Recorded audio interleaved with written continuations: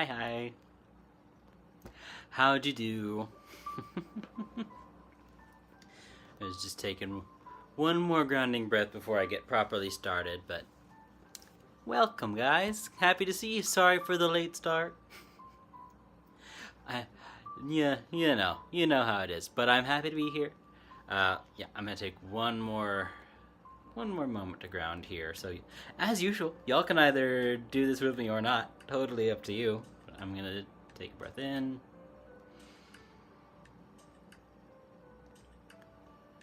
out.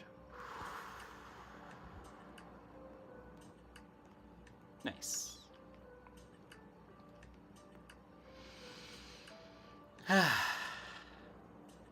Welcome everybody. How are you guys doing? How has the new Mercury retrograde been treating everybody?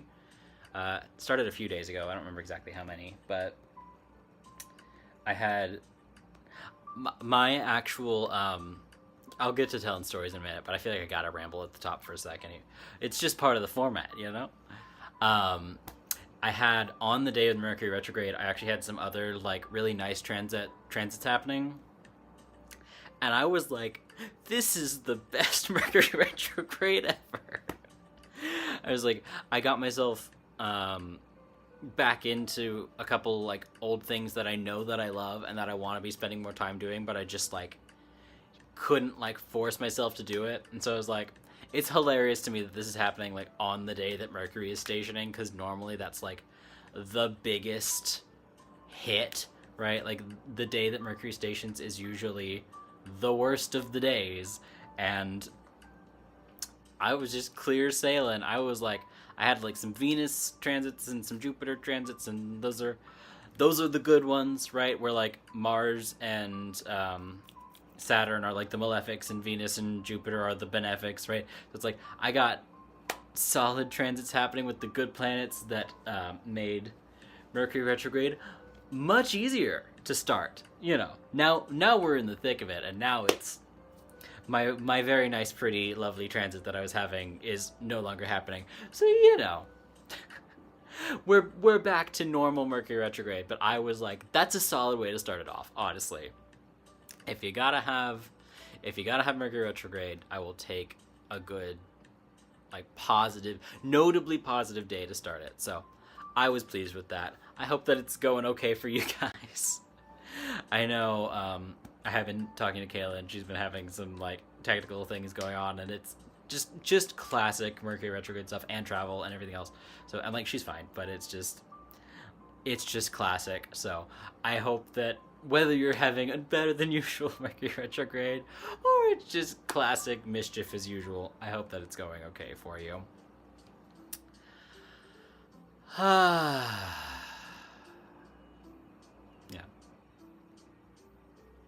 Transit is blank. Interesting. It's always. I don't know that app specifically.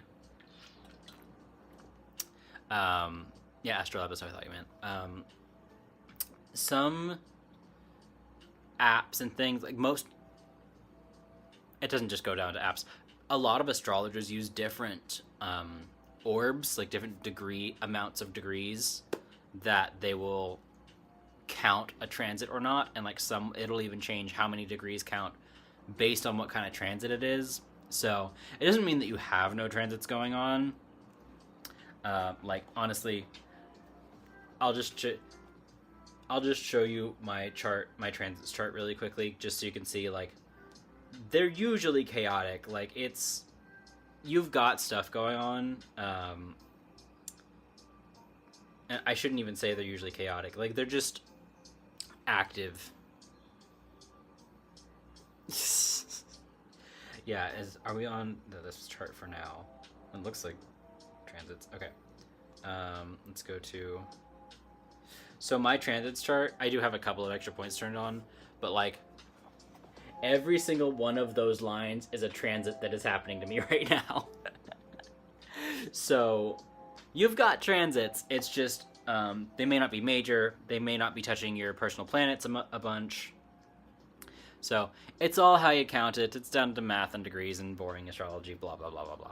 I love it, but I know it's a little too deep for everybody else sometimes. So yeah, a little bit. We're all a little in the microwave today, and for until until Mercury's direct. Uh, okay. So as far as stories I was going to tell tonight, I have one story that I know I'm going to tell, and from there we're kind of rolling with the punches to see what else comes up. Um, oh, what is a transit? Like I said, every single one of those lines on that chart is a transit.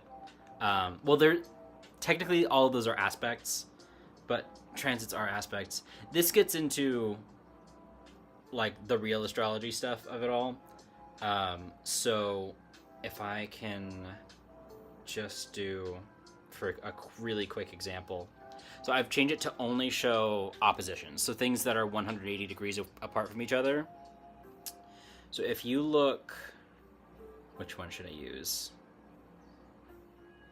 Neptune to Jupiter? Sure. Okay, so if you look down here, there's like the inside circle is yes? Hold on. To remind myself of my own app really quickly. Yes. Okay, yeah. So the inside circle is my chart, and the outside circle is what the planets are right now. So anything where the planets are right now that is in any kind of aspect to your personal chart, that's considered a transit. So like I have my natal Neptune down here in Capricorn. And then, I know you can't see it very well, and then transiting Jupiter is way up here. So they are 180 degrees away from each other. They are forming an opposition. That is an aspect. Any aspect is a transit. So it's just current Jupiter, aka transiting Jupiter, is opposed my natal Neptune. So that's all it is. It's just what's happening now versus what's in your natal chart, and that you can read into to see how it affects you.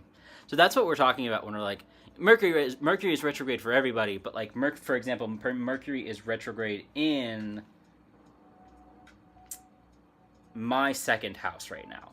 So like, we don't need to get all into what the houses are and what they all do, but just this Mercury retrograde is more likely to be relevant to second house topics for me because that's where transiting Mercury is. So the fact that it's retrograde, theoretically, the retrograde will be affecting those areas of my life that are covered by the second house. We can get deeper into the astrology if you want, but I promised stories, so I feel like I should start stories. Every chart looks unorganized. Your chart is the best attempt at organizing a bunch of celestial events happening at any given moment. So it always looks unorganized. Don't worry about it. I simplified that to only show one thing because there's just so many things to look at. So, regardless.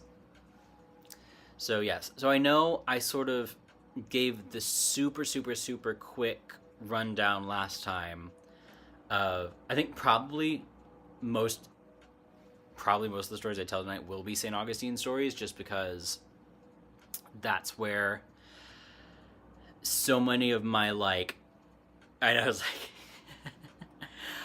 that's where so many of my growing pains happened, and the growing pains make the best stories, right? Like, it's just all the conflict and the drama and the suspense and and I'm like, these are not that well plotted out in a story arc sense, but it's just like all of the fun stuff happens there, right? So I talked about my first big meditation experience and first real sort of spiritual awakening, even though I'd been doing some stuff before that, but it was the first time I was like, oh shit, I just really, really experienced something, right? And that was early year one living in St. Augustine, freshman year of college.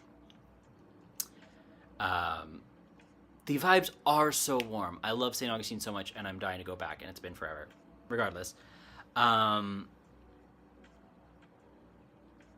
There's so many, St. Augustine gets the sort of crazy haunted ghost rap that it has from so many crazy stories, and like some of them are real and some of them are not. Like I was talking about last time about New Orleans, like not not a single one of the vampire stories I heard in New Orleans struck me as more than like maybe 3% true, right? Like, so St. Augustine is not immune from that. The lore and the drama of it all absolutely gets built up in a very folkloric, magical way, and in a way that you can experience when you're in the city. But like the stuff that we know really hit in St. Augustine is going to be, you know, all these huge battles and like wars, like major battles fought over the city. That it went from Spanish rule to, so it was first Spanish period, English period, second Spanish period, and then I forget exactly what the final resolution to that was. But like, and obviously like indigenous first, so indigenous war with the Spanish, but like war in the way of like the Spanish come in just like they did to all of the other natives everywhere, and they're like, we're kind of in charge, and we're gonna hurt you. But also we're gonna try to coexist with you and convert you and da-da-da. So it was like kind of the Cold War on every Native American tribe, right? So in St. Augustine it was the Timucuans, and just all these huge, yeah, Native groups in America, obviously. So first thing being like St. Augustine area being forcibly taken from the Timucuan Indians, then being under like full Spanish rule, battle with the British win, battle between the British and the Spanish again, and the Spanish get it back. So it has these layers, right? And it has these layers of history and these layers of culture and these like really clearly definable eras that you can latch onto. And again, one of the things that I love about it, right? So even when you go to St. Augustine, you can see the history in like the architecture, right?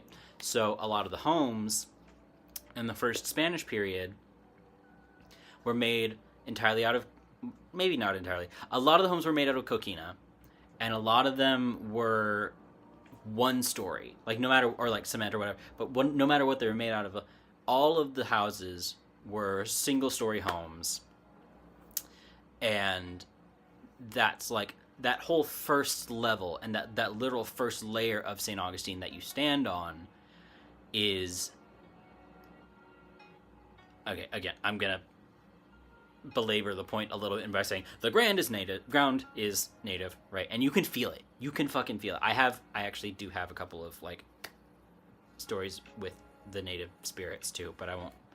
I'm like, I feel weird getting too into those, but regardless, so like the ground, you can still like connect to some of like the native entities that are around, but they've notably been suppressed, right? The first layer, where all of everything on St. George Street that you would think of when you go to St. Augustine, and all the tourist shops and everything, are all in these mostly first Spanish period buildings, but they're not single level anymore, right? So now a lot of these buildings, and you know, like obviously some of them have been torn down or burned down or whatever has happened, right? The ones that weren't made of cement. But really strong historical, literal concrete base for all of the city. And the road structure and everything else, all being Spanish. And then in the first British period, in the British period, English period, whatever, they are like, well, we want fancy houses like we're used to. We're used to this wood timber construction, multi-story homes. Like, why are the Spaniards just sticking with single level homes? That's lame, right? So the English get into this like second layer of construction where they are making additions and modifications to all of these existing single layer homes to make them mostly two-story homes with, they've still got their like coquina or concrete or whatever base layer with a second layer of timber construction house basically just built on top. And after that happens, and then it becomes the second Spanish period, then all those homes get sort of re-inhabited by the Spanish people, But also, all of this is happening, anywhere from 200 meters to a mile or two away from the fort. The fort. Right? As seen in fucking Ghost Adventures or whatever. Is that the name of the show? I forget now. I used to watch that show. I won't sugar. I used to watch fucking Zach Baggins and all this. I watched it because I was like, it's like the only ghosty shit I can find that seems halfway like they care, but also like they obviously weren't nice. It was just the whole thing. But like the fort as seen on fucking Travel Channel, right? And the old jail and all the other stuff.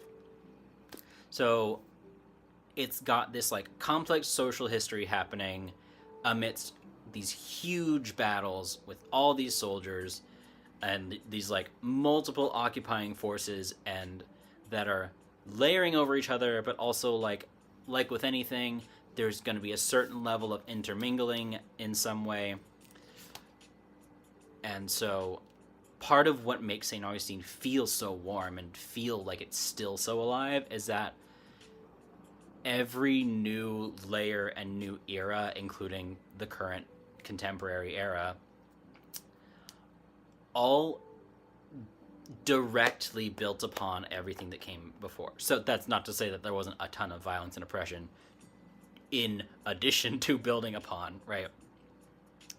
But it's not quite the kind of place where, like, in Atlanta, because the history of Atlanta is based around the railroad, but then there's the whole thing of, like, Sherman's March and the burning down all of Atlanta, right? That never quite happened in St. Augustine. And obviously, Atlanta's also significantly younger than St. Augustine. But the city of St. Augustine is had their 460th like birthday anniversary of the city this year. We're in that range. So but so St. Augustine never fully went away. Everything that came in and every battle that was fought and won to retake that city, like, undeniably, like, required a reintegration of energy and culture and living people and dead people. Because there were so many dead people, right? So the, like, inspiriting of St. Augustine is in part due to the retention of what it has been at all of these different periods. And that's also why, like, the native spirits are the least present, because their history and their structures and all of their, like, way of life, etc., has been the least retained, right? So I wish I could remember which episode it was. I've been binging Alchemist Inkwell again, so I was listening to Emily talk about this on one of their episodes. But it's this idea of, like, the preservation of, like, spirits and energy in places that are a little bit more well cared for and a little bit more preserved as to what they would have been is, like, more where spirits will congregate, not just because it looks the same, but because it actually, like, literally hasn't changed that much. And if they are attached to an object or a location or whatever, enough of their old energy and the things that they knew and were around are still there for them to be comfortable still being there, regardless of what the modern era makes it, right? And time is weird. Spirits, but especially ghosts, have a really different experience of time than we do, right? So, like, ghosts may be stuck in the time that they're from, or they may be stuck in a period in between now and when they're from, right? So all of these layers of history and all these layers of living people and dead people that make St. Augustine what it is are all in it all the time. And so many of them are nice. So many of them are so sweet and so, like, and they're not all grandma sweet, but they're just, like, they're just doing their thing, you know? Like, St. Augustine is one of those cities where if you just turn your stuff on, some, like, it's easier to see what's going on at night because there's less people around, less living people around, and there's just less distracting energy and noise. But if you can kind of tune in and turn it on during the day, you can kind of see the spirits of all of these old people, like all the ghosts and all the whatever else is around, because there's lots more than ghosts in that city. You can see them like going about chores and just doing the stuff they did, right? And it's just the kind of thing of like, why would you even bother them? They're truly just, this is just what they do. And it's like, they're not trapped because of trauma. Like, well, they are trapped because of trauma, potentially, like, because of, like, if they died in a battle and then this is what they went back to is their day-to-day, but like, they're not reliving trauma, they're just reliving, right?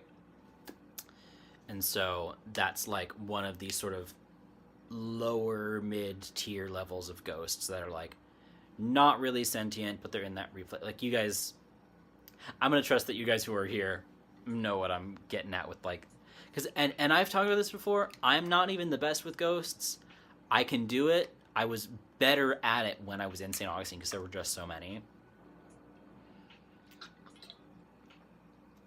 But generally speaking, I'm better with like anything spirit guide level and above. Like, I can snap in, tap in, and we're there and we're done and we're off to the races. But ghosts, I have to really like pull in and ground myself and look down and look out, right?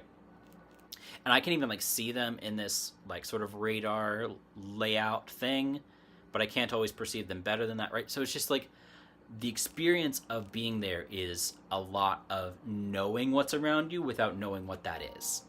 And I think that's one thing that got me really comfortable really early on with some of these uncertainties that we all experience in our spiritual journeys of like, I simply can't know so much of this stuff. There are hundreds and hundreds and hundreds of dead soldiers right there. They're all buried there. I know they're there. I can sense the spirits around. But they're not even... I don't think I ever experienced like the spirit of a soldier that was like mid-fight even. When you get into the fort, it's different.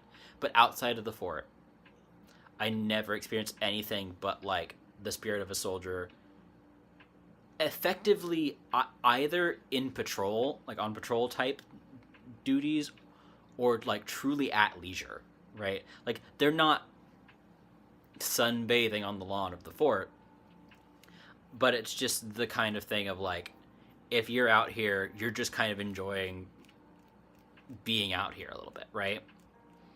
Yeah, and ghosts are, in my experience, ghosts are like a little bit slipperier because they have less concept of what they are, right?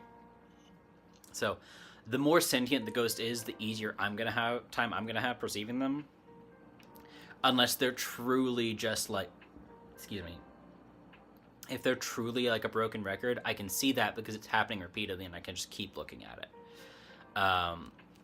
But truly, like, the best experience that I had with a ghost, and the strongest one that I ever had, was while I was... So all of our historical context for St. Augustine, and now we're actually starting the story, right?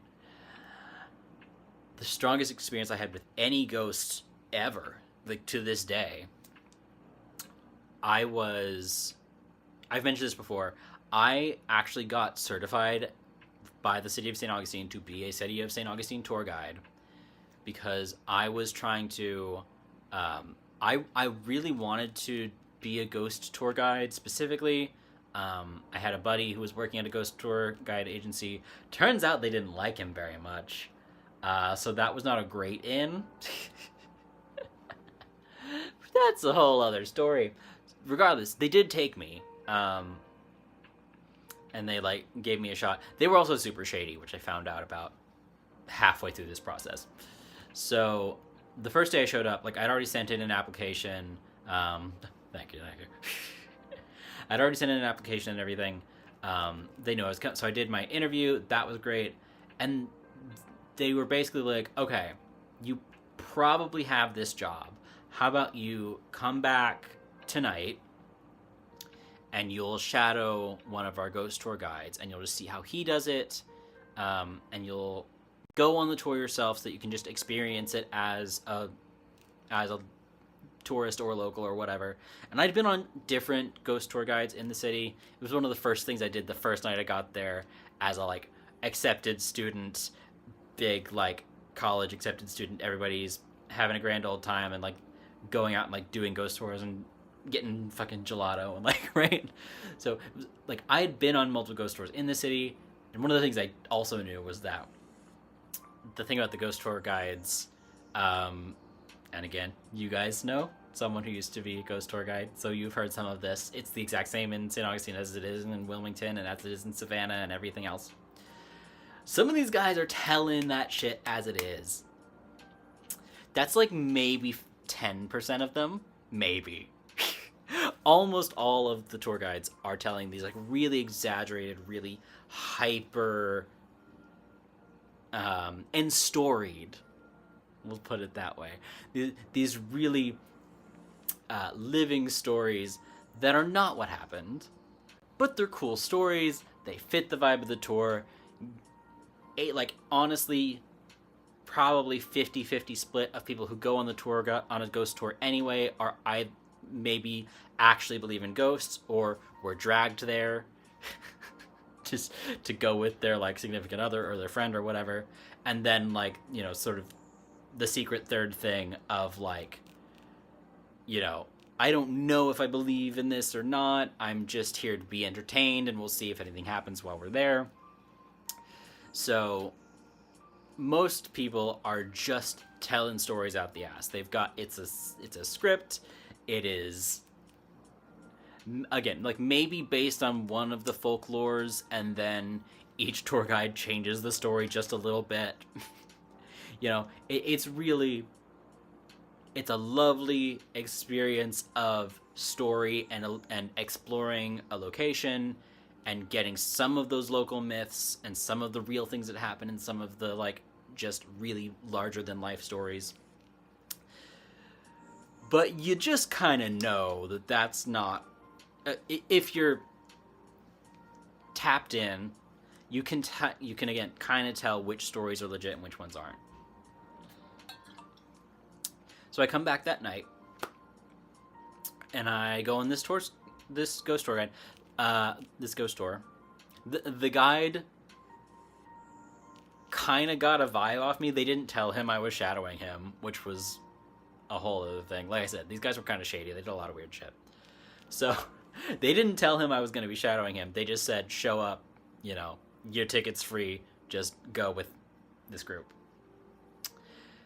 And it's funny too, because it's like it's this dad and his daughter ends up being on the trip, on the tour too, and she's been on it a million times and all these things.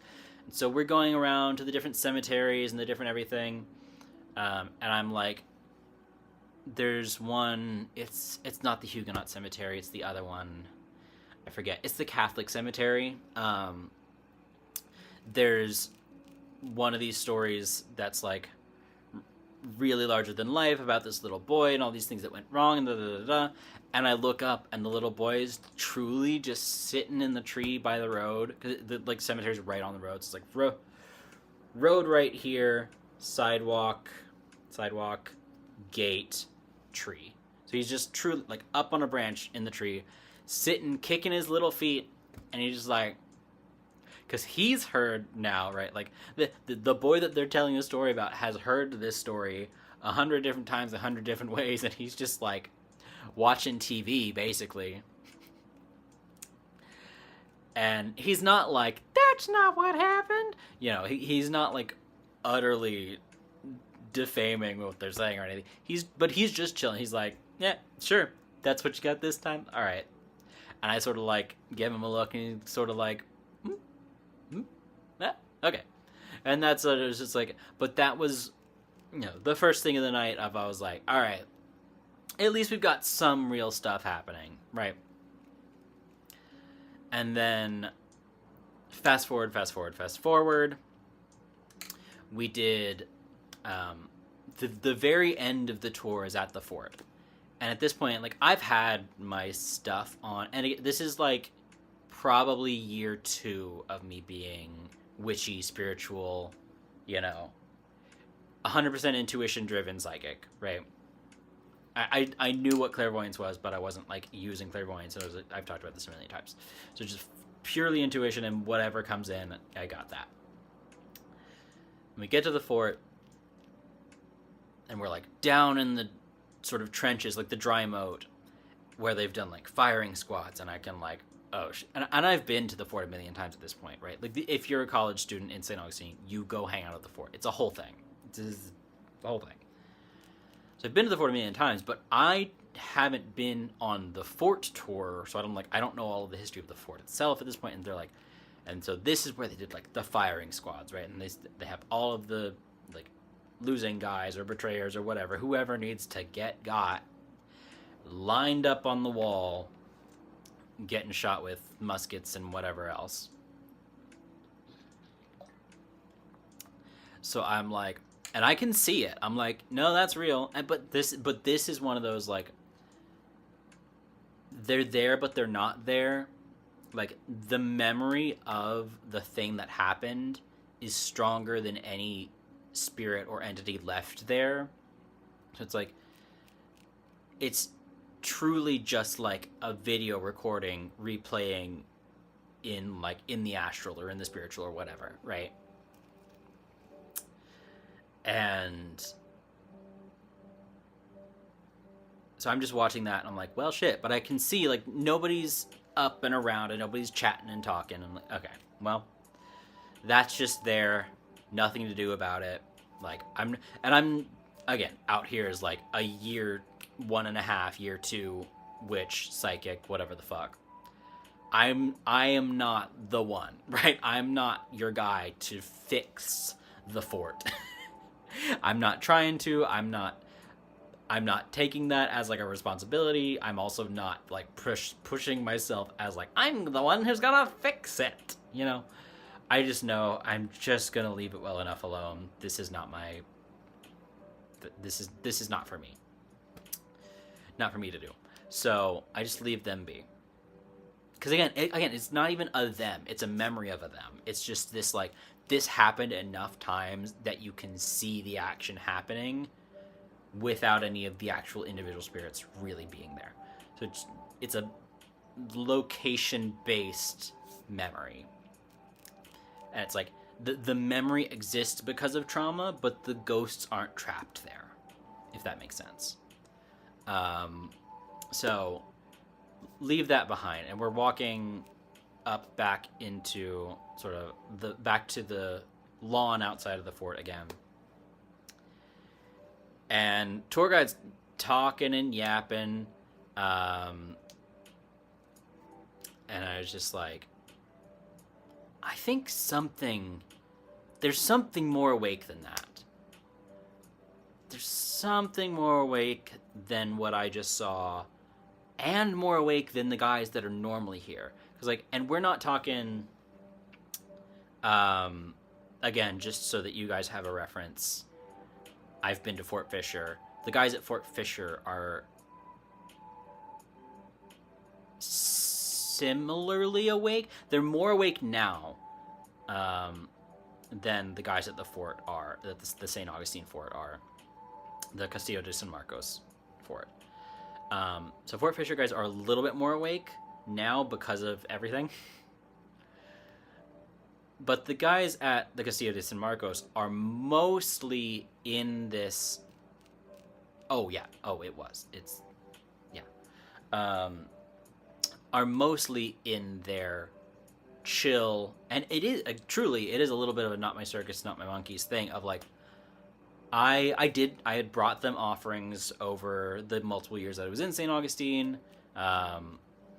But I never was trying to pick anybody up. I was just doing my thing, and I was like, I like played music for them a couple times, right? Like I'm just trying to liven it up for these guys who are stuck here, but I'm not trying to like, you know, I'm not picking anybody individual out, nothing like that, right? So I have,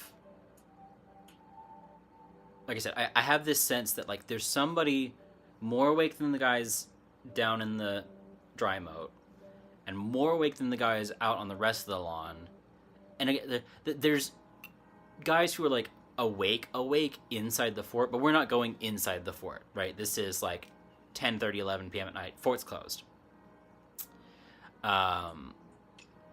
Excuse me.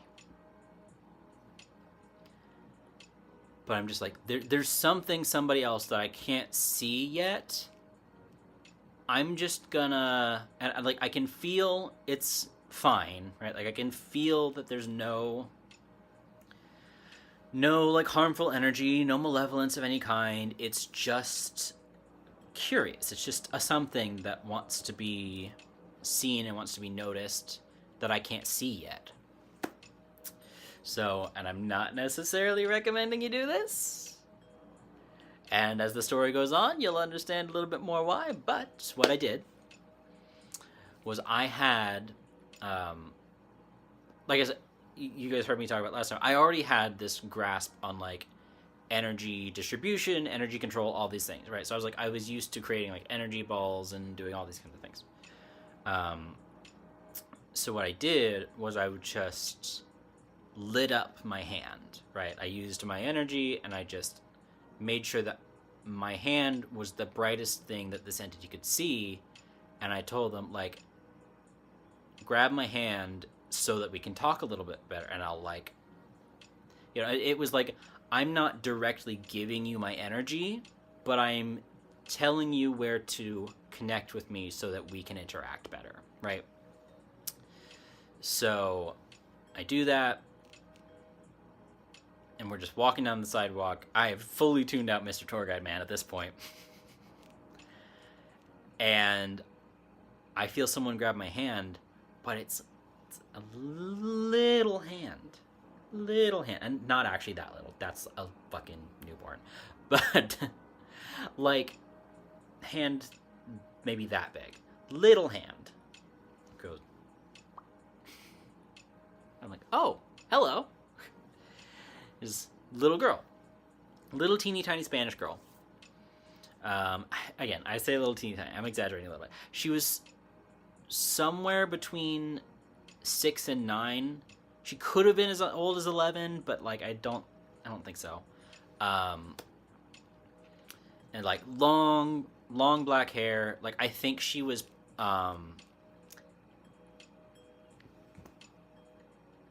did I just get a drop right the fuck now? I haven't talked to her in ages because reasons, but we'll get to that. Not bad reasons. I guess she was at least part indigenous. I don't think either of her parents were 100%.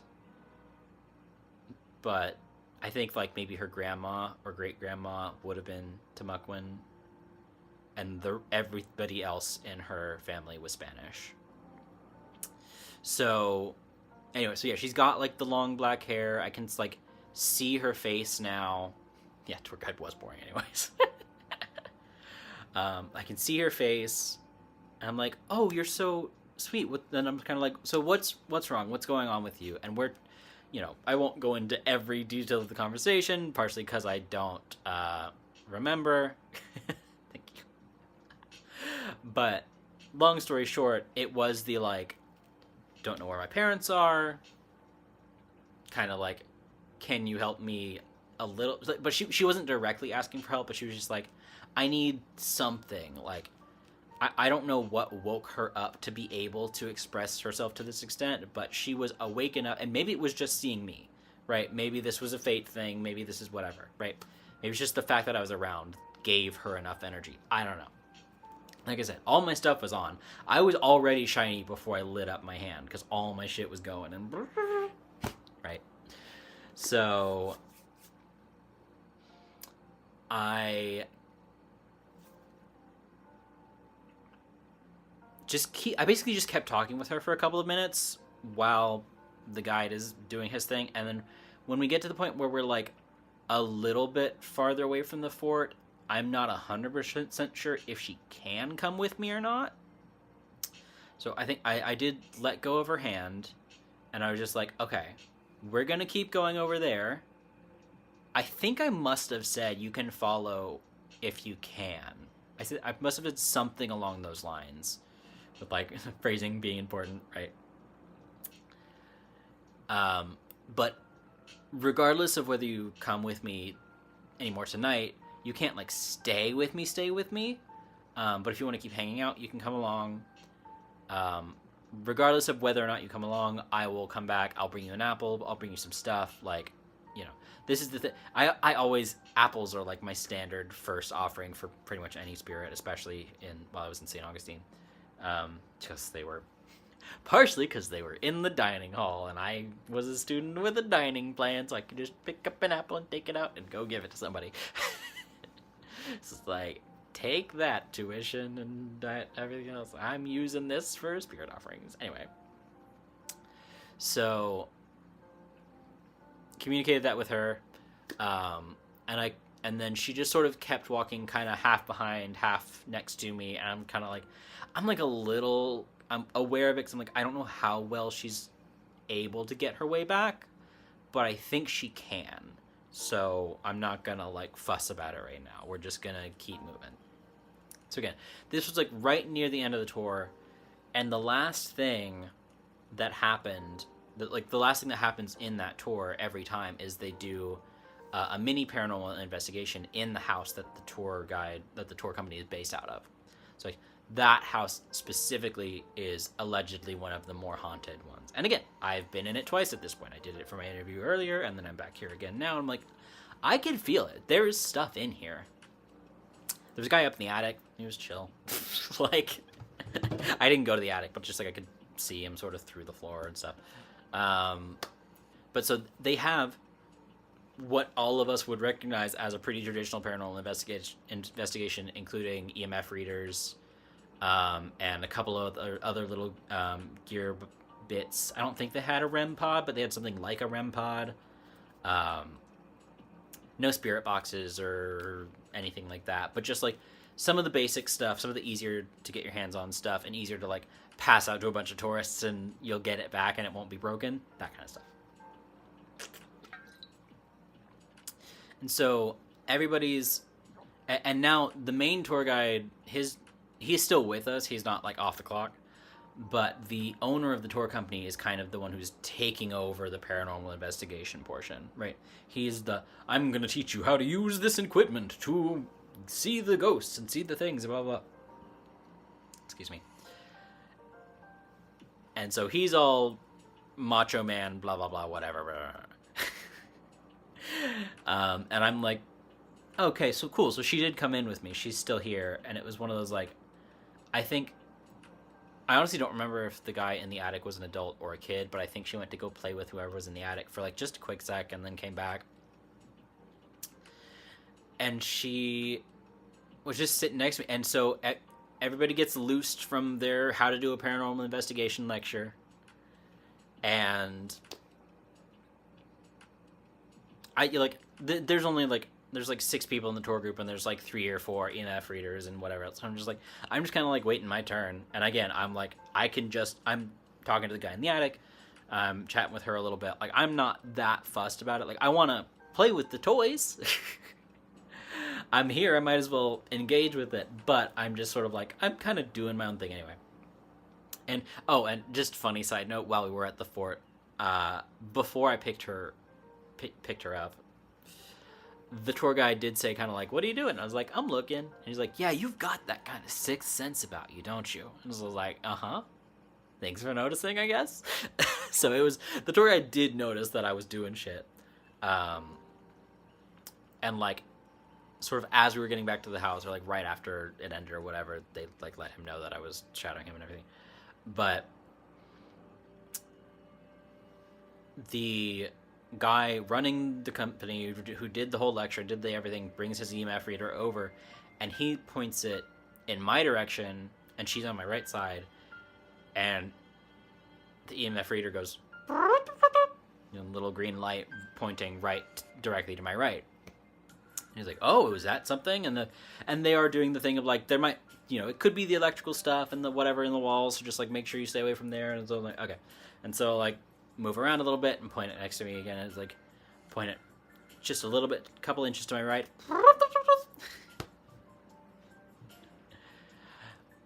He's like, there's somebody next to you. And I truly just went like, yeah, I know.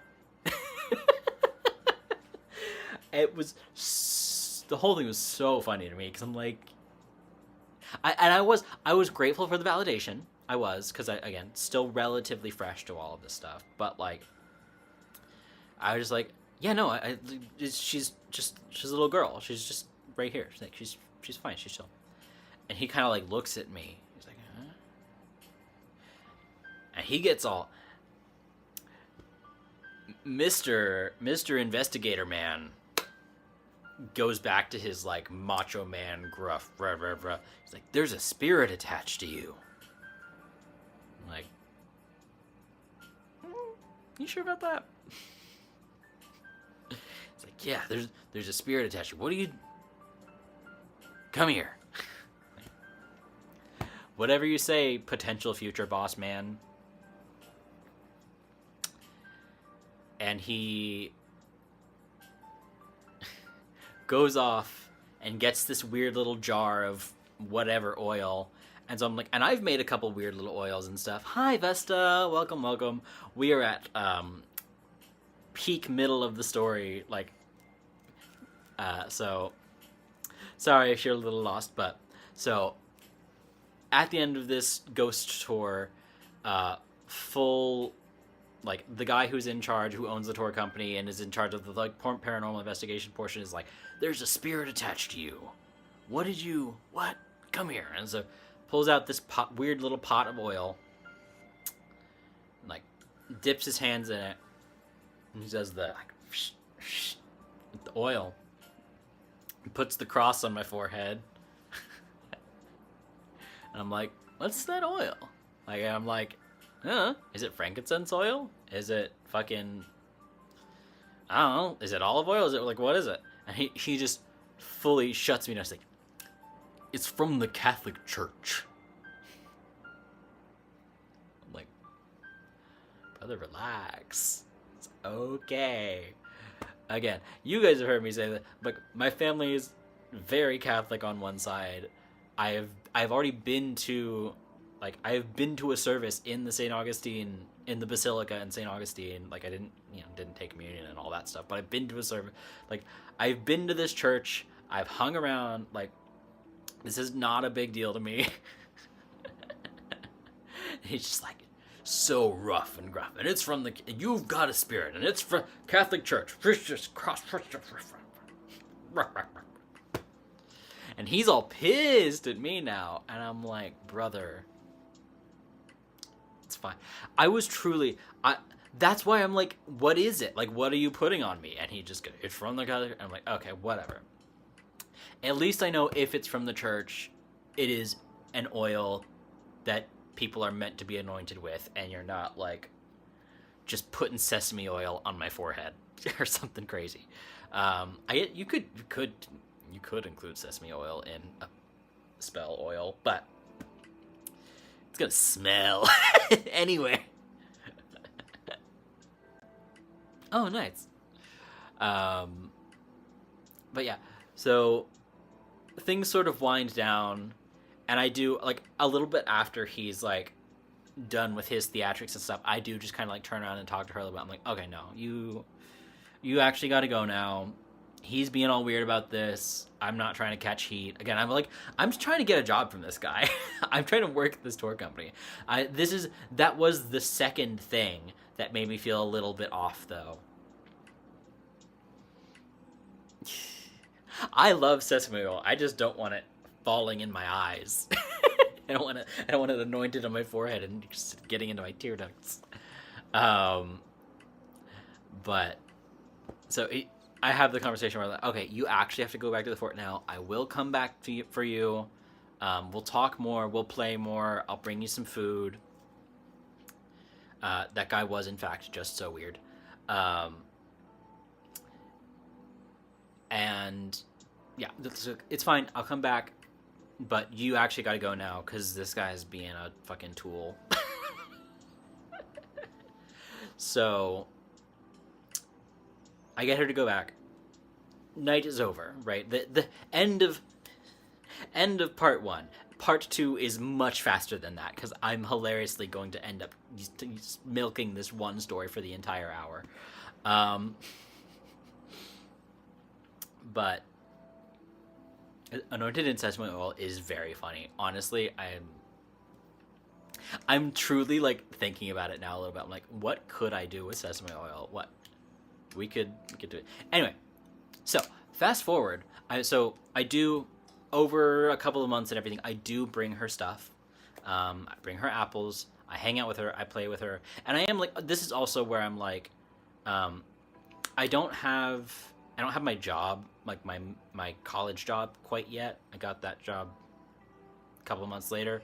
So like that was where I was like, I started being able to like actually practice my Spanish a little bit more because there were just so many people and tourists who only spoke Spanish who would come to St. Augustine. And like the dad would speak English and the kids would be learning English and Spanish simultaneously, but the abuela or whatever, just like they couldn't speak any. They just were entirely in Spanish, and so the like, you know, the Gen X parents would be used to having to like translate and stuff. So regardless, this is a tangent. This is not part of the ghost part, but it's just like, so while I was there, I got a lot more experience and practice. Just, I was like, I know enough that you don't need to translate this very simple conversation that we're having. So, but she also was like primarily speaking in Spanish, and we've talked before, or I guess I haven't talked about it much. You've heard other people talk about, you don't have to speak the same language as a spirit or a ghost or whatever to communicate with them. You can totally do it through just like thoughts and emotions and pictures. You don't have to be speaking the same language. But with her, I'm like good enough at Spanish to talk to a 7-year-old, right? So I like playing at the fort with her. I'm trying to like talk to her in Spanish so that we can have like real conversations and not just send vibes back and forth a bunch.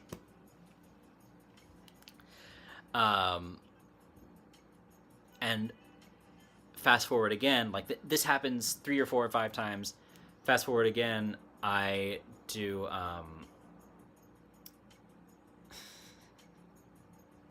that is true. Most fries are cooked in peanut oil, but and that it is a big problem with peanut allergies. That is all absolutely correct. Regardless, so I'm back here, right? I'm back in this house, on like a break from school or whatever. I honestly don't even remember if this particular portion happens on a break from school or if I've graduated and it's in 2020. Like it's like we're talking big long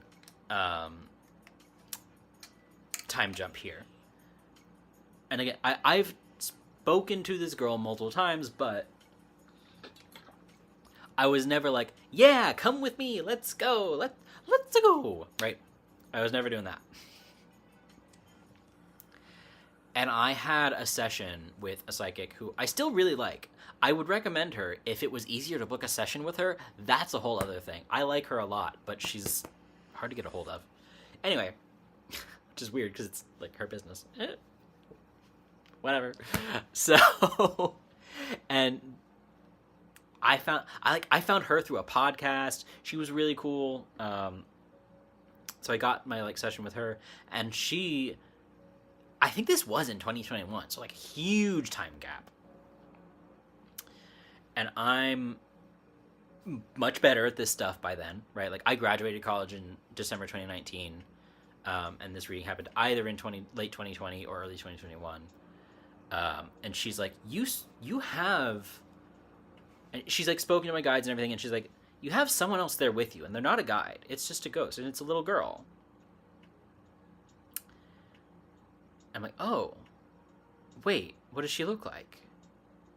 And this is, again, aside from the little EMF detector and, like, you know, my ex, who also, like, I think kind of perceived her, but, like, couldn't quite see her. Like, she's, again, like, knew she was there, but couldn't quite get it. Thank you. Aside from that, I haven't had a lot of confirmation about this girl specifically. I'm aware. Like, I have no doubts that she's who she is and that I've had these experiences and whatever. But the thing I haven't noticed is that she literally moved home with me from St. Augustine post pandemic.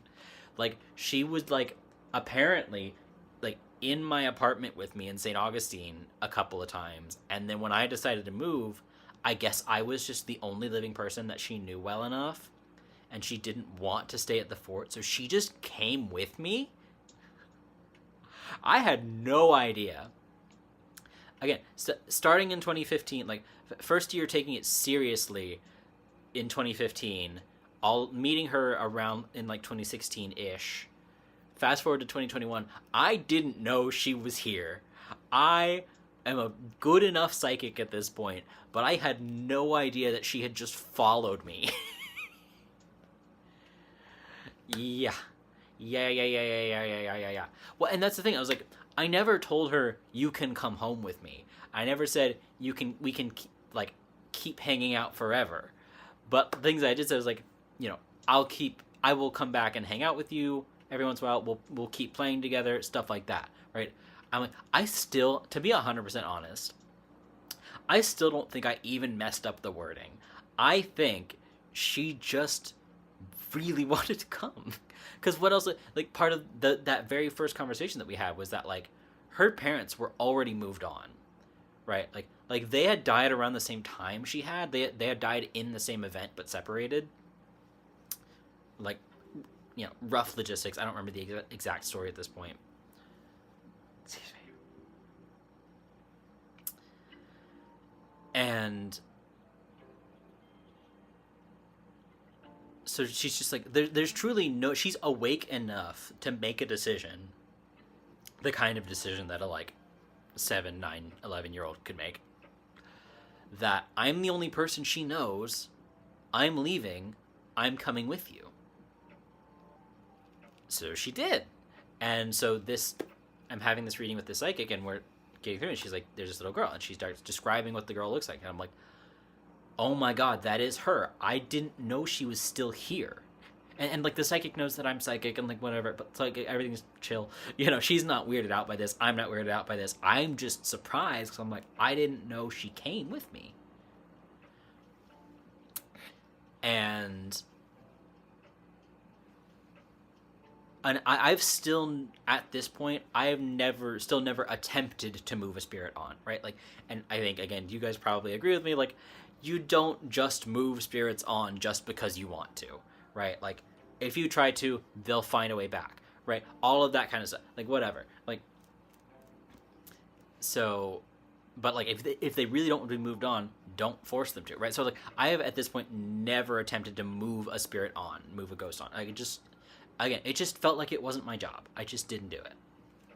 I would help them, I would give them offerings, I would like try to communicate with them, but I wouldn't push them out into the nothingness, right? Because, like, again, like, where are you going when you move a spirit? Like, they could be scared, they don't know what's going on, you don't really know what you're doing either, especially as a, like, first few years kind of psychic, medium, witch, whatever. So the psychic kind of gives me the rough roadmap, because she knows I can do it, and she's like, this isn't for me to do, this is for you to do, you've been helping her, follow these, like, rough general steps, and then, like, open the gate, and just let her through. I was like, okay, yeah, no, I can do that, okay. And I did it right there, literally. Like, you guys have seen my altars before, but, like, I did it. Oop. Don't zoom in all weird like that. Okay, fuck it. I did it right there. I did it at my ancestor altar. So I'm setting all this up, and I had a bag of Jolly Ranchers down here, and I give her, as like a big final offering and like a goodbye and a, like, I'll miss you and everything else, I lay out like 4 or 5 Jolly Ranchers out on the altar for her. I say, we're gonna do this, go through the whole little sort of mini ritual. It was pretty informal, and it was just one of those things of, like, you can just do this as a medium if you have a certain level of, like, ability and, like, understanding of how this stuff works. You don't really need a ritual to do it, but like it was my first time doing it. I used the ritual. It worked. And I opened the gate and I've opened a similar gate to get to my ancestors, right? But I don't really need to like open that one. You just need to like look through. But this is my first time like opening a gate to the heavens, to heaven, I guess, right? Presumably they were Catholic, right? Spanish of the right period. So opening the gate to heaven, and I look up and I see her parents at the opening, like at the doorway.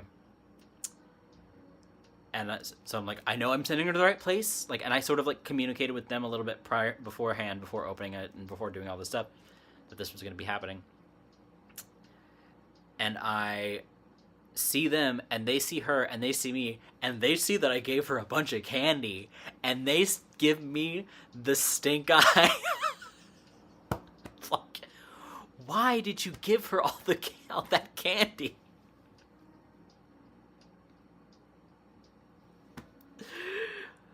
It's like this one little spirit girl, and you know, she can't physically eat anything.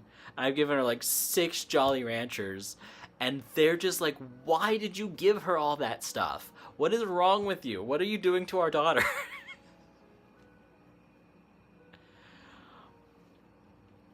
But then it was done, and I was, you know, I just told her, I was like, all right, well, you've got him. You go on ahead. They're right there. You can see him. I can see him. Have at. And she left. And it was just like, I don't think I've even done that again. Like, I don't think I've ever like moved another spirit on since then, because everything has to be right to do it like that. But doing it that way was so like special and so gratifying, and it was so like, and I had developed a relationship with the spirit for years, and I had like played with her and like given her food and chatted with her and like learned more about her story. I did eventually get her name too. That's the psychic was actually the one who like finally gave me her name. I was like, oh shit, that is your name, isn't it? Like it was one of those like, I feel like you told me and I didn't hear you kind of things. And so like Maria, by the way. But like, again, like I said, Catholic.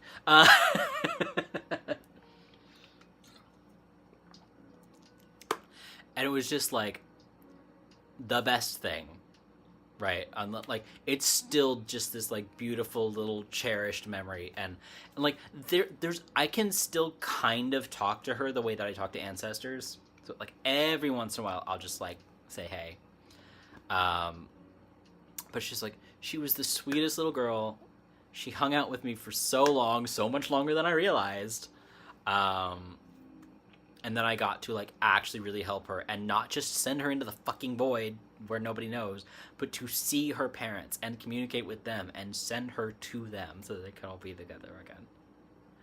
And I was like, dang. Right. It was truly like one of my like, again, like foundational experiences as a psychic that I was able to do that. And like true, like after that is when stuff started like really popping off a little bit stronger too. Like in the year following, like in like 2022 and 23, like I was already good at that point, and shit started like skyrocketing on just like what I could see and what I could do and what I could like understand and how much I could channel kind of like at a time and stuff. Like, so it was just like, it's not that doing that unlocked it, but it was just that like that was such a like special and validating experience that I knew that I was like, oh, this is a thing that I do. This is me and this is my thing, and I just did that, and we're gonna keep doing this. And so like taking it a little bit more seriously than I already was, and I was already taking it seriously, and just being like, I am this person. I'm gonna get better at this so I can keep doing this and keep helping spirits and keep helping people and keep doing what I fucking love to do. So that's my story. I've been low-key ignoring chat, and y'all are clearly cracking up, so I gotta catch up. But I did not expect that story to take a literal hour. But thanks for bearing with me while I told the whole thing. Okay, I'm gonna catch up now.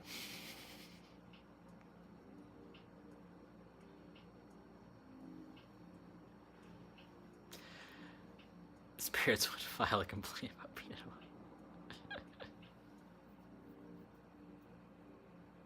Oh yeah, no, the oil was blessed olive oil. Um, but yeah, I just thought that the sesame oil thing was just funny.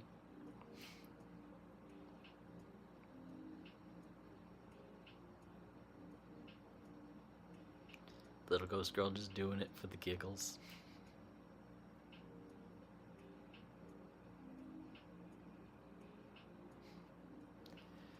Uh, the thing, ghost children creep me out more than full adults. Valid. There are some creepier ghost children than others. The thing about kids that are ghosts, right, is that they're kids and you can't understand them and they can't understand you that well. Like, in the way that, like, you know, when a baby's a baby, it's a baby. And, like, you can have this kind of really, really rudimentary communication with it of, like, it's crying, something bad, do the right thing, crying over, right? And then you get to that, like, level that she was kind of at of, like, you know, by the time you're 2, you can communicate, even if it's still a little rough.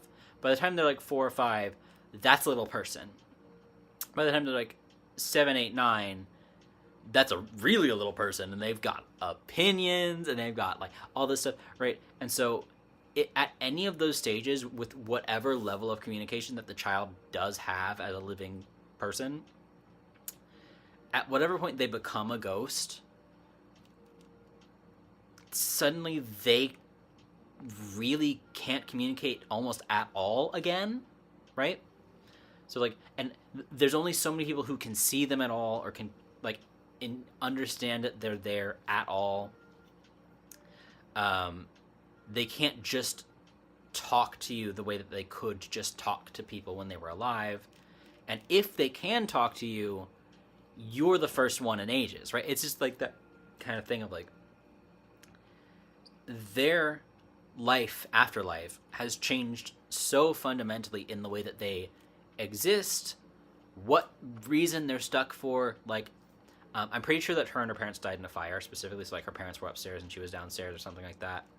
So it's, like, dying in the same tragedy but separated, and, like, the amount of fear that would cause and how that would affect the family as, like, the parents at least had each other and thought, and were terrified, but, like, had probably, honestly, their faith and all this other stuff, that they would end up where they needed to be. And then when they realized that their daughter wasn't there, then they were like, fuck, because she was just scared, right? So it's like, whatever level of child, like, whatever age a child dies at, and whatever tragedy they die from, and all of that is insanely impactful into how they can manifest as a ghost and as a spirit and as a thing that communicates with things. So they are creepy, but also they were, like, in the midst of learning how to be a human when they became a ghost. And it's so sad, but it's also just, like, in this weird, rational, functional way, like, that's part of, aside from just, like living kids can be creepy sometimes. And so, like, a spirit child, a ghost child, is, like, literally in a different world than all the rest of us, because they were, like, half developed, and then, like their brain was not even close to halfway developed, and then everything changed, and now they're in the middle. Whatever conception they had of life and the afterlife and all that stuff that they had when they were a kid, it's now in front of them, and they're in it, right? And whatever level of trapped in a cycle and whatever. So it's like, so it's totally valid to be freaked out by spirits that are children. They can be creepy. It's just true. But there's a level of, like, understanding and compassion for the human experience, the spiritual experience, like the ghost experience, and the experience of a child. And like, it's a really weird, complicated balance to keep. And you don't have to keep it. It's just one of, like, if you just don't want to fuck with child spirits, you don't gotta. I have not communicated with that many kids since this incident either. But you know, sometimes it just works out. And she was so sweet, and and I was able to help her, and she wanted to be around me, and it was just like, it all worked out. She was never creepy to me. Like, aside from like the first couple of minutes there where I could tell that somebody was around and somebody wanted to be seen and I couldn't see them yet. Once that part was resolved, I was like, oh, and we could just communicate. She was relieved to be able to communicate with me. I was like happy to help her in whatever way I could, and it all just kind of worked out from there. So that's my take on kid spirits, and sometimes they're creepy, but it's okay.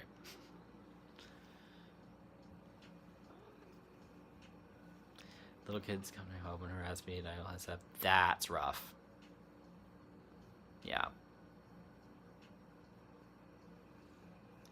That would having a bunch of kids harass you while you were asleep would, in fact, put me off of just dealing with kids in general, to be blunt. But anyway.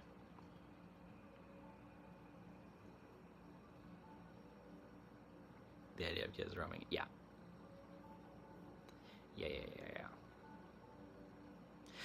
Again, this is why wards are helpful, and it's also one of those things of like, when I say things of like, you can include things like unless it's in my highest and best interest, in the wording of the ward, and then you know if somebody got in, it's for a reason. It's like, if she had asked to come along, I would not have turned her away. I would have said, well, I might have tried to reason with her and just be like, it might be better for you to stay here than to come with me. But if she really, really wanted to come, I wouldn't have kept her out. So even though I had wards up, like, the fact that she got in at all and like was able to come with me just kind of confirmed for me that she was supposed to be there and I was supposed to keep helping her. So, you know, that is why wards are important. That is why words are important and what you say to spirits. But like, at a certain point, if she, like, the fact that she was still around, I was just like, okay, this is now my business. This is now my problem. What was happening at the fort and the things that I couldn't clear up, that was not my circus, not my monkey. This is my circus and my monkey. This child is my friend, and she needs help, and I'm going to help her. So, you know, that's my take on that.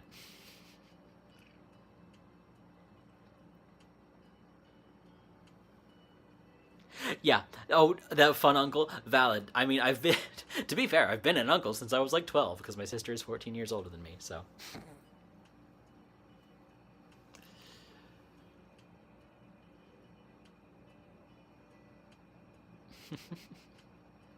Oh, I love that you also heard Maria before I said it.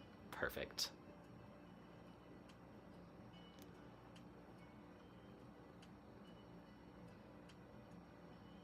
Spiritual invoice for babysitting. Do you know how many apples I gave this kid? Man, reimburse me, guys.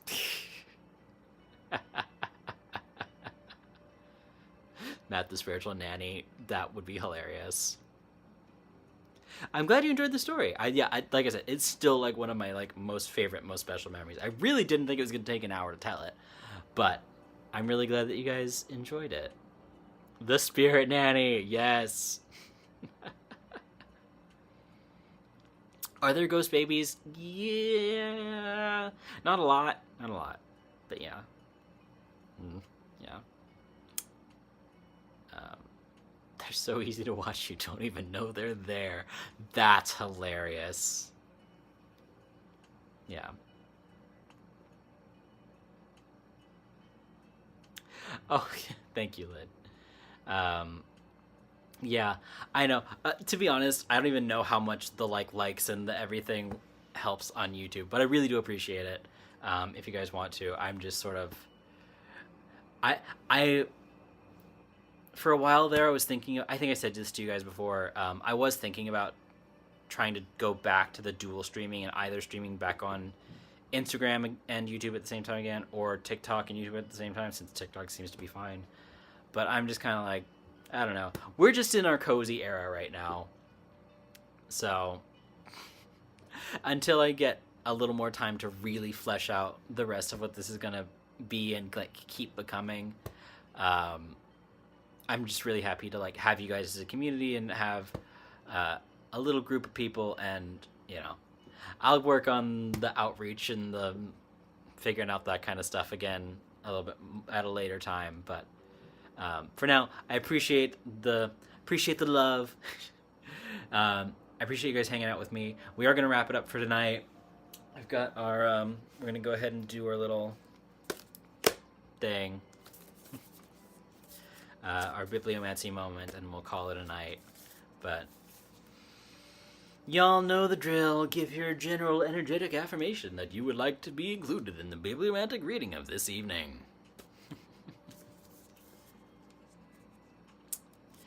Yeah, I would say it's honestly, if I heard a spirit, something that sounded like a baby crying, and it was very, I would probably assume it was something trying to trick me before I would assume it was a child, unless I was like in a place where I knew children, like the places that like like baby ghosts are like hospitals and places that babies should not have been born but were anyway. So that's kind of, so anyway, back to, okay, reading time. Not to bum everybody out right at the end. It's not very common.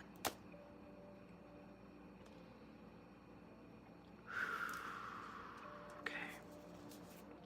This week for this group.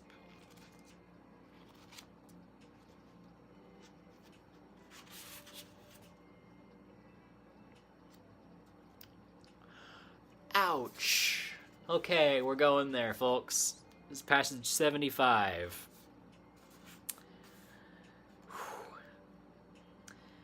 People are hungry. When rulers tax grain, people are hungry. People are rebellious. When rulers are active, people are rebellious.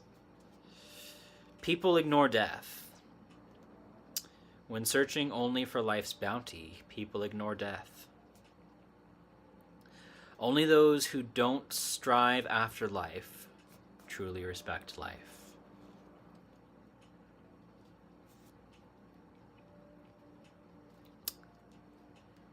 That's a heavy one, folks.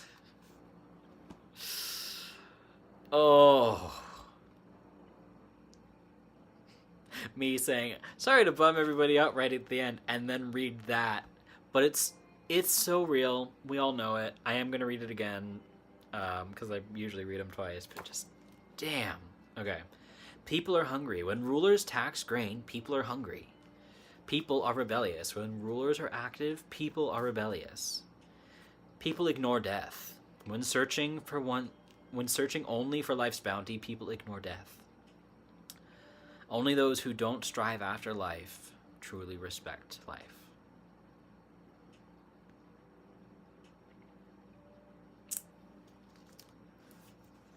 No nonsense November. That's where we're at, folks.